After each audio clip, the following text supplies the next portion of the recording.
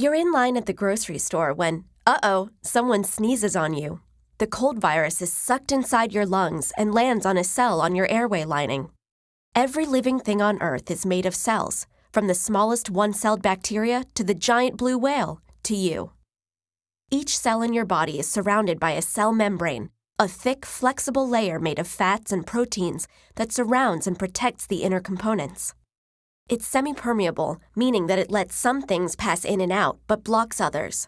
The cell membrane is covered with tiny projections. They all have functions, like helping cells adhere to their neighbors or binding to nutrients the cell will need. Animal and plant cells have cell membranes, only plant cells have a cell wall, which is made of rigid cellulose that gives the plant structure. The virus that was sneezed into your lungs is sneaky. Pretending to be a friend, it attaches to a projection on the cell membrane, and the cell brings it through the cell membrane and inside. When the virus gets through, the cell recognizes its mistake. An enemy is inside. Special enzymes arrive at the scene and chop the virus to pieces. They then send one of the pieces back through the cell membrane, where the cell displays it to warn neighboring cells about the invader. A nearby cell sees the warning and immediately goes into action. It needs to make antibodies, proteins that will attack and kill the invading virus. This process starts in the nucleus. The nucleus contains our DNA, the blueprint that tells our cells how to make everything our bodies need to function. A certain section of our DNA contains instructions that tell our cells how to make antibodies.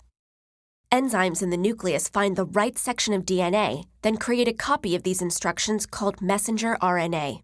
The messenger RNA leaves the nucleus to carry out its orders. The messenger RNA travels to a ribosome. There can be as many as 10 million ribosomes in a human cell, all studded along a ribbon-like structure called the endoplasmic reticulum. This ribosome reads the instructions from the nucleus. It takes amino acids and links them together one by one, creating an antibody protein that will go fight the virus. But before it can do that, the antibody needs to leave the cell. The antibody heads to the Golgi apparatus. Here, it's packed up for delivery outside the cell, enclosed in a bubble made of the same material as the cell membrane.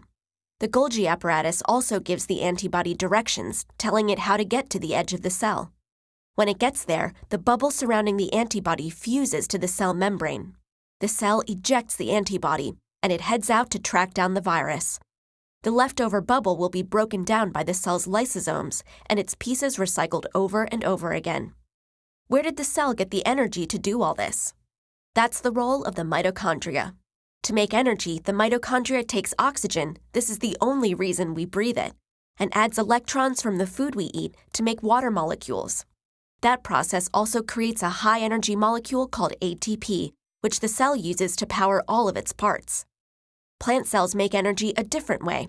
They have chloroplasts that combine carbon dioxide and water with light energy from the sun to create oxygen and sugar, a form of chemical energy. All the parts of a cell have to work together to keep things running smoothly. And all the cells of your body have to work together to keep you running smoothly. That's a whole lot of cells. Scientists think there are about 37 trillion of them.